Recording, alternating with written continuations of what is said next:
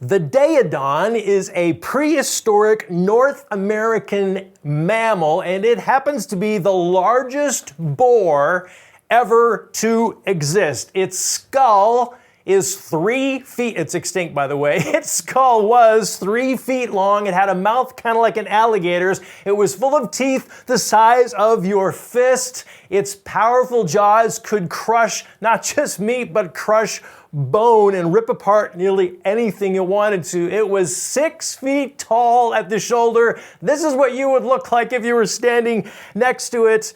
The name Deodon, well, it should mean think wild boar the size of a Clydesdale. But the name Deodon means dreadful teeth, but it's got a nickname that I like even better. The Hell Pig. And here's an artist's rendering of what the Hell Pig would have looked like. You can be glad that they're not rooting around Florida and rooting around North America anymore, because we'd be in a heap of trouble if they were. So we're in a series called Follow, and how in the world does this tie? You're wondering, well, there's a tie in here. This is the story of Jesus in the book of Mark, and today we're in Mark chapter 5, and this is one of the most one of the most fascinating stories in all of Scripture. And honestly, we could spend several weeks just going into layer after layer after layer of meaning. This story is so rich, but I got to cram it all into our time this morning. And best of all, it contains hell pigs. There's your tie-in, or something close to that at least. So Mark chapter 5, verse 1, jump in. So they arrived, this is Jesus and his disciples, they're on the lake in a boat. They arrived at the other side of the lake in the region of the Gerasenes. Now I want to give you a little geographical perspective. So here is a Google view of modern day Israel and the surrounding countries. You can see Jordan and Syria and Lebanon. You can see Beirut up there. That's where there's some missionaries that we support who are right in the middle of everything right now. The Sea of Galilee is at the top. The little ribbon that goes down from the Sea of Galilee, that's the Jordan River, and then it leads to the Dead Sea at the bottom. Also, incidentally, the Gaza Strip, where Israel and Hamas have been fighting, where they've been at war over the last several weeks, that's in the lower left-hand corner. So just to give you a perspective, this is the land that Jesus lived in, but its stuff is still going on today. Now, like we saw last week, we saw Jesus and his disciples leave Capernaum. That's kind of Jesus' home base. So here's the Sea of Galilee, and that's Capernaum in the upper left-hand corner.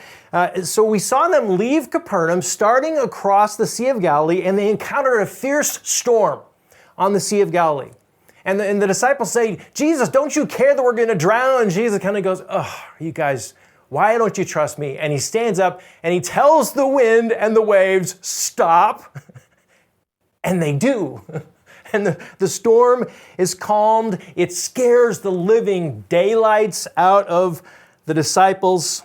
Well, so now here in Mark chapter 5, they arrive at their destination, which is the region of the Gerasenes. That's on the east side of the lake. Now, notice that the terrain, kind of look on the lower right-hand side of that map there, and you'll notice that I put a couple jagged lines. That is full of steep hills and cliffs, which is going to come into play a little bit later. Now, we don't know exactly where Jesus and his disciples docked, but there is an archaeological site that's on an old place called Kursi, which could be Gergesenes, Gergesenes, it could be a form of that. And so some scholars believe that this is the location of where this story took place.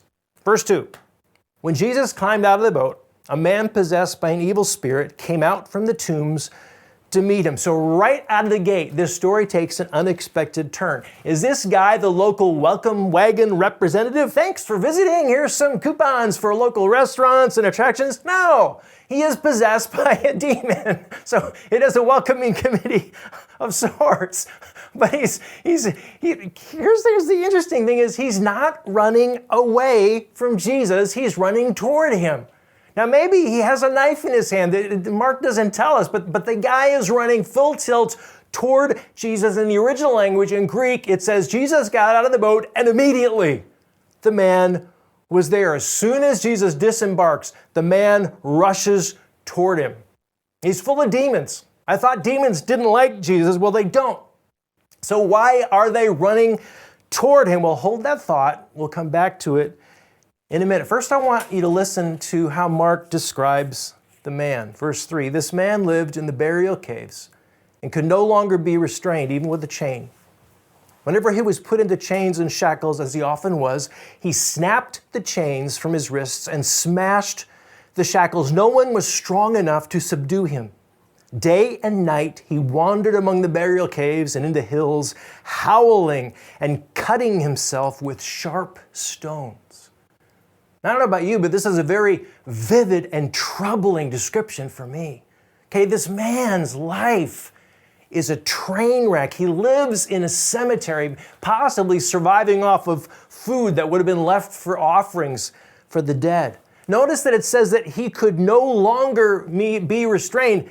That means that he has been in the past, right? No longer able to be restrained. That means in the past they have been restraining him. And actually when Mark says no one was strong enough to subdue him, that word subdue there means tame. Okay, so it says no one has been able to tame him. So for however long these demons have inhabited him, maybe since childhood, but for however long he's been this way, he has been treated like an animal. He's been chained up, he's been locked up, very likely beaten up in the process of being restrained. On top of that, he is so mentally and emotionally troubled that he beats himself up and he cuts himself with stones and he howls in pain, desperately trying to escape the torment. But he is unable to do it, and nobody can do it for him. And so this man lives in a cemetery with demons and dead people, and he is utterly alone and forsaken. Now, you might say that he is God-forsaken, except you would be wrong because Jesus is here. Jesus is right here, standing right in front of him. Now, Jesus should not have been here. Okay, we find out later in the passage that the locals were pig farmers, which means they were definitely not Jewish because Jews didn't eat pork or even touch pigs. Pigs were ceremonially unclean. And non-Jews, for that matter, were seen as unclean. So this man is unclean in body and spirit. One of the other Gospels tells us that he ripped off all his clothes, that he's dirty and mangy. So he's unclean in body. He's unclean in spirit. He's possessed by unclean, evil spirits. He is down on all counts. And yet, here's Jesus standing right in front of him. See, the truth is, there is no such thing as God-forsaken. There's no such thing as God-forsaken. You may not be seeking God, but He is seeking you continually. You may not be looking for God, but He is coming after you, continually reaching out to you. He never ceases inviting us to know Him, inviting us to experience His life and His freedom and His healing and His peace. And we know this because it comes up in Scripture, it just bubbles up all over the place. Let me just give you two. Isaiah 65:1. This is God speaking. This is what He says. I was ready to respond, but no one asked for help. I was ready to be found, but no one was looking for me. I said, here I am. Here I am. This is God's posture toward us, folks.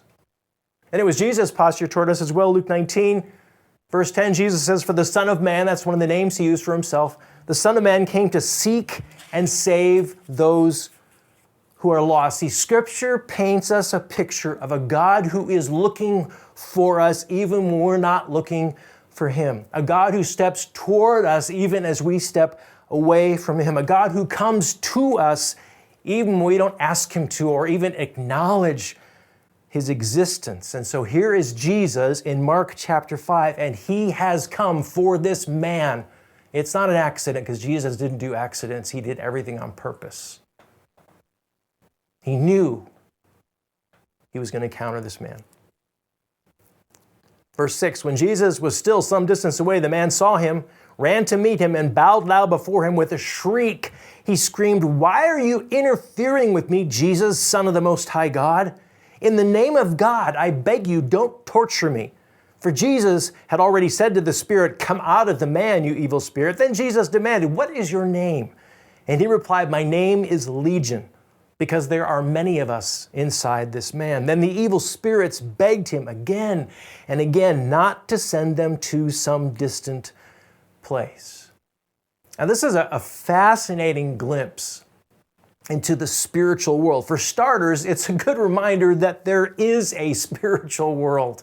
There is a realm that we cannot see, and yet it is very real. And it is inhabited not only by God and his angels, but also by the devil and his demons. These are malignant spirits who oppose God, and they deface and destroy human life every chance they get. And even worse, the worst part is we are powerless before them. In our own strength, we have approximately zero ability to prevail over them. Okay? My chance and yours of prevailing over a demon is pretty much zero. We got nothing. You know, in the movies, the forces of evil are always overcome by human technology like the Ghostbusters vacuum, or human ingenuity, or human discovery, or humans wielding the Infinity Stones. But the truth is, in the non-Marvel actual universe, by ourselves, we have no power whatsoever over our spiritual enemy. Jesus, however, does have great power, ultimate power. He is in complete control here, even over a multitude of demons. The demon's collective name is Legion. A Roman legion consisted of 6,000 soldiers. Okay, so it's not saying there's 6,000 demons, but it is saying that there's a whole community of demons who are living in this man. No wonder he is so tormented. No wonder he can do superhuman kinds of things. And the demons, they shriek and they basically say, "Jesus, leave us alone," because they know they have to obey Jesus. They know who he is, and they have no choice but to submit to his authority. Which still makes me wonder, why do they A, run toward Jesus, and then B, bow before him? Well, I don't know for certain, but based on the context, it looks to me like they're trying to negotiate. They're in a position to trying to negotiate. They run toward him, immediately realize who he is, that they have no hope of overpowering him, and so then they bow, pretending to worship. And then it's almost comic, but they actually invoke the name of God, their enemy, Jesus' Father. They say, "Jesus, by the power of your Father, don't hurt us."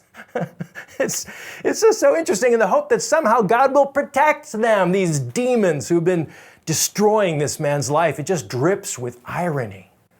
But it makes you realize how frightened the demons are of Jesus. Now, by the way, sidebar conversation, we have to be careful not to read too much into this story. This is not a good place to get your theology about demons, all right? It is the only time that Jesus has a conversation with demons. Everywhere else, he simply commands them to leave. They make a little noise, and then they are gone, all right? So we are not to go about seeking conversations with demons or trying to find out demons' names or anything like that. Okay, we always appeal to the authority of Jesus. That's our only basis for appeal, and it's only our only source of power. So the main point here is not what to do if and when you encounter a demon. The main point here is that Jesus is absolutely in control. He doesn't need a magic formula. He doesn't need an incantation. He doesn't need to do some incense and some chanting. He simply speaks and they must act. There's no power struggle. The outcome is never in doubt. In verse 11, the demons continue their attempt to negotiate. Verse 11, there happened to be a large herd of pigs feeding on the hillside nearby. Send us into those pigs, the spirits begged. Let us enter them. So Jesus gave them permission. The evil spirits came out of the man and entered the pigs, and the entire herd of about 2,000 pigs plunged down the steep hillside into the lake and drowned in the water. Now, at this point in the story, some people get distracted by the death of 2,000 pigs. How could Jesus do something like that? How could it cause the death of 2,000 animals? That's terrible. Okay, several things I have to say about that. First of all, how can he do that? I have no idea. I don't know the answer to this, all right? So that's the first thing. Second, technically, let's notice here that Jesus is not the one who causes their death. It's the demons who do that. Demons, by their nature, they create chaos and frenzy and disorder, and they are not united except in their opposition to Jesus. And so when they enter the pigs go crazy, just like the man. And the fact that there are so many demons that it causes 2,000 pigs to run off a cliff into the sea, it gives you just a small idea of how deeply tormented this man was when they all lived in him. And maybe that's part of the point here. Maybe this is partly Jesus saying, hey, listen, enemy, it doesn't matter how many of you there are. I still win, and sooner or later, we're going to finish this, and you will meet your end. Here's the third thing I have to say about this, and this really is the main response. I mentioned earlier that for Jews, pigs were ceremonially unclean. Way back in Leviticus chapter 11, God tells the Israelites, he said, I don't want you to eat pork. I don't want you to even touch pigs. And so for a Jew to purposely touch a pig, much less eat one, was to turn away from God. Okay, so now let me add to that a little bit of cultural perspective. In 175 BC, the guy on screen here, the Syrian Greek king Antiochus Epiphanes, he conquered Egypt and Judea, Palestine, where the Jews lived. And he proceeded to outlaw Jewish rites and ceremonies. He ordered the Jews to worship Zeus. He ordered them to eat pork. He ordered them to reject their heritage. Any Jew who refused was tortured and killed or sold into slavery. In 168 BC, this guy, he raids the temple in Jerusalem, and in the middle of the temple, he put up a statue to Zeus, and then he sacrificed a pig on the altar. 3 years later, Judas Maccabeus leads a Jewish military revolt, and they defeat him, and they restore the glory of the temple. So there's all this baggage associated with pigs and pig farming, and just that whole thing comes with a lot of baggage for any reader here. And the Jews saw pigs the same way we see poisonous snakes or cockroaches. It's like, stay away, stay away. So, if you are a first century reader, because this was Mark was writing to readers in the first century, if you're a first century reader, what did Jesus just do? Well, he vanquished the powers of oppression, right?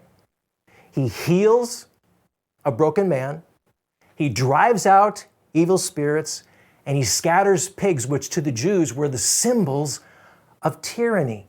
Jesus, Mark is telling us, Jesus had enormous power, and he used his power to set people free. Not everybody sees it that way. Though we'll keep reading. Verse 14, the herdsmen fled to the nearby town and the surrounding countryside, spreading the news as they ran. People rushed out to see what had happened. A crowd soon gathered around Jesus, and they saw the man who had been possessed by the legion of demons. He was sitting there fully clothed and perfectly sane. I love that part.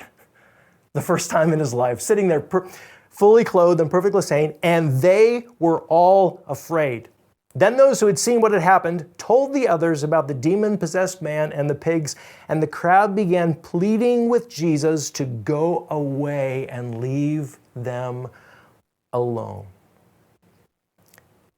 They were all afraid. That part's not surprising.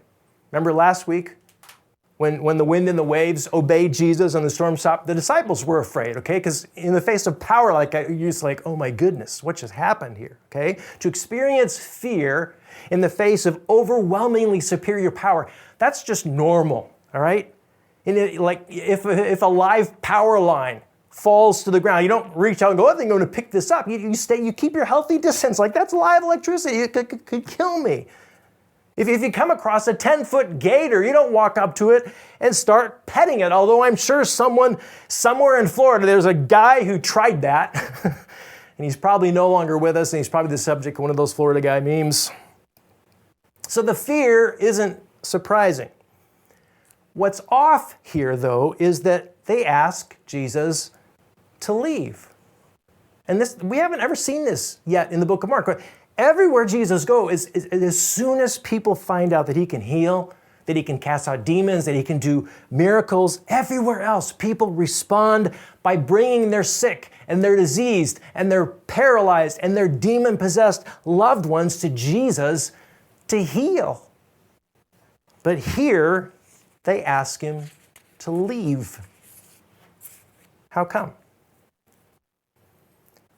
Well, you ever heard of the saying, better the devil you know than the devil you don't?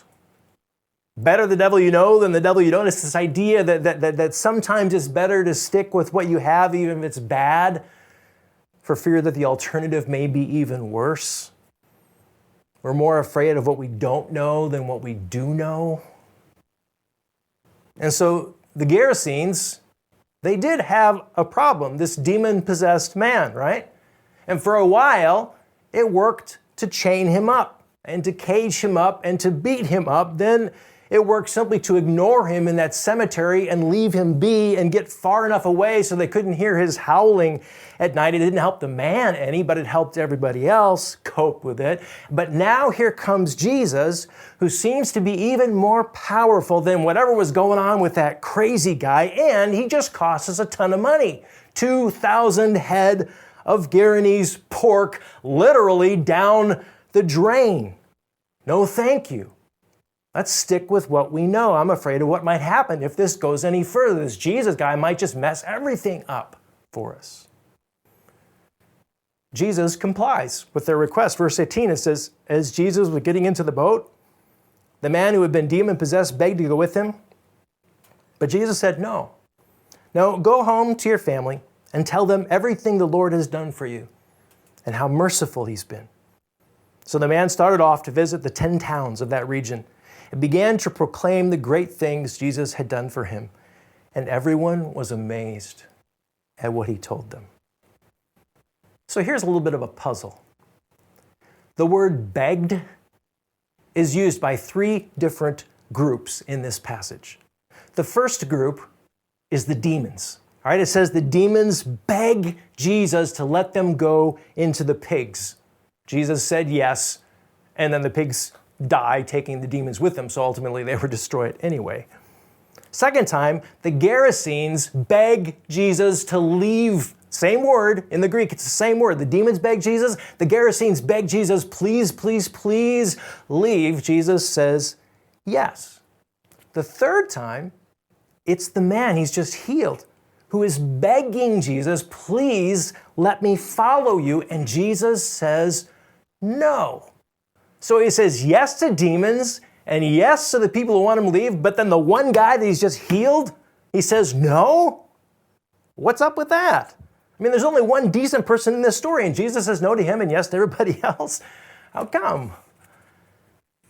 Well, I don't know for sure, but I think we get a good idea from Jesus' response. He says, go home to your family and tell them what I've done for you. Go home to your family and tell them what I've done for you. 2 things jump out at me here. First of all, go home. Here we learn, as it turns out, this man is not alone. He has a family somewhere. It's only his condition that has kept him isolated all these years, all this time. And what he needs more than anything else right now is not to travel and camp out with Jesus, do the itinerant thing and go from town to town to town. What this man needs more than anything else is to go home to a mom and dad, maybe a wife, I don't know, family, and just be welcome and known and loved. And Jesus knows that too. He knows that that's what this man needs. And so he says, no. You need to go home. It's part of the healing process, which I imagine took quite some time, maybe the rest of his life. The second thing, though, that jumped out to me, and this is really important, Jesus gives the man a mission. He says, go home and tell everyone else about what I've done for you. Think about this.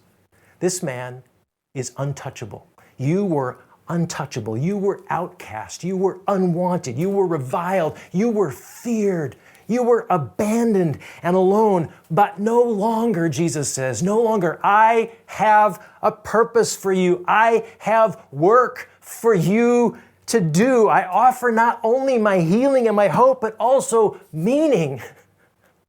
Can you imagine how this man must have felt being empowered and sent out by Jesus, whom he knew through firsthand experience was the Son of God? Talk about a transformation. One moment, he's tormented and just cringing and unclean and dying. And the next, he's going home to his family and he has a mission to tell everyone. And guess what? He did. The next time Jesus comes through that region is in Mark chapter 7, and they are ready and they're waiting and they're receptive. So this man does go home and tells everybody. Word gets out. There are no accidents with Jesus.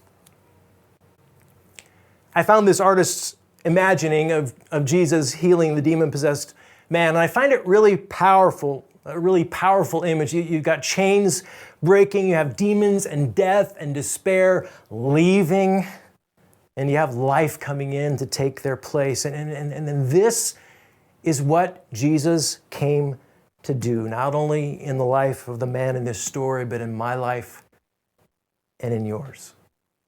And let's be really clear, we can't do that on our own. But Jesus can, and he will, if we let him. So how do you need to respond to the truths in this passage? What is God saying to you right now?